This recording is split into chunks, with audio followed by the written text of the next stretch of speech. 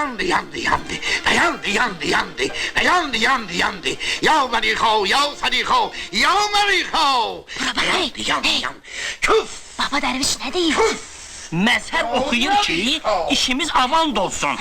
Divlər, ifritələr xəbərdar olsunlar ki, Baba Dərviş nə fikirdədir? Havve, havve. Kaldırın parçaların yere